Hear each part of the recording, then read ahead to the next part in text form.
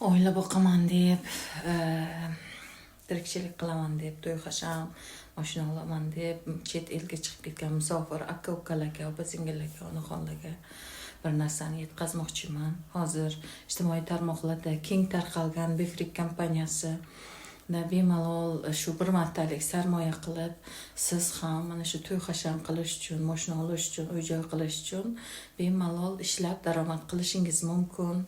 To'g'ri, har xil fake, yolg'on firmalar, proyektlar ko'p, lekin toza, prozrachniy, qonuniy loyihalar ham bor shu ijtimoiy tarmoqlarda. 90% insonlar hozir aqlini ishlatib, shu internetda uyda o'tirgan holda divandan turmasdan, uyidan chiqmasdan oilasini bag'rida o'tirib daromad qilib kelishyapti.